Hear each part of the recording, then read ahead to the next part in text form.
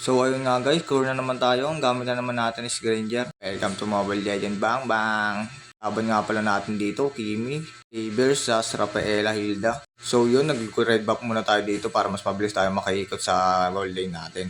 So dito nga na parang napansin ko, ang bilis namin mag-jungle dito. So ngayon isusunod namin yung blue buff.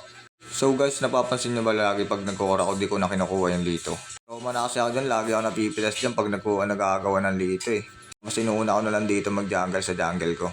Kukuha ko naman yung level 4 agad.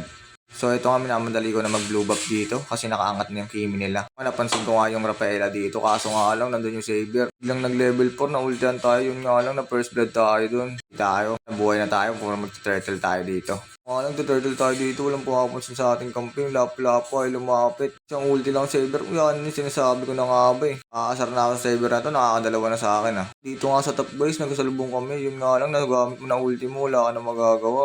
Di mo mapapatay pag wala kang ulti, di mo kaya re. So ito nga, pinatay ko muna yung Ibis para mag-up naman ng konti yung Saber nila. Binabala ko abangan yung Kimi kasi nag-respawn na siya eh. Kung dadaan dito yun eh. Wag lang siya ayun nga, nagpakita yung Kimi. Bibigyan ko yung Kimi dito. Pandamis yung Kimi dito eh. Nakuha nga natin yung Kimi. Yung nakakalamang na tayo sa core nila dito eh. Yun, dito muna ako tumambay sa top. Yung nagpakita yung Sas, patay ka sa akin. Ayun nga guys, napansin niya, hindi ko na kinakontas yung turtle. Masama sa akin eh. Para magiging dagdag objectives lang din sa kanila. Kung nga guys, napansin ko na naman yung Kimi, ari ka sa akin Kimi. So ayun nga guys, napapansin nila retry ko agad yung Kimi para mas mabagal yung galaw niya, tumama lahat ng first skill ko. Ayun nga guys, napansin ko, gusto yung Hilda sa Harl na. Kaso nga lang, masakit na ako.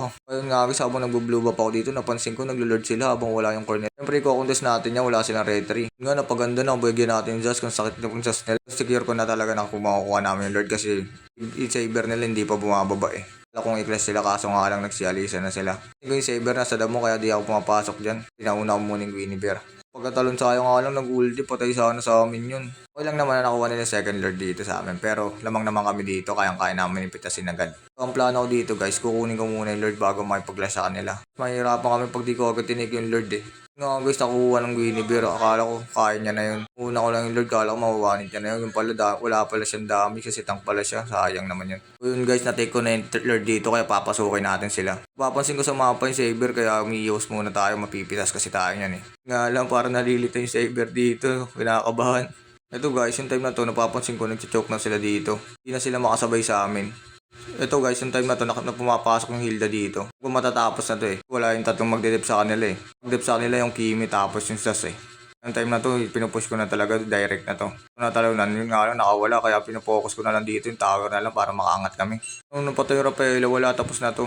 Alam ko pa nga bulin yung Saber dito para dire-diretso na kaso nga lang di napapalag to. Wala na dire-diretso na sa amin to. Ayun nga guys, dire-diretso na namin to. So guys, panalo na naman kami. Bago, syempre di ka naman ipopost pag talo tayo. Victory! Salamat guys!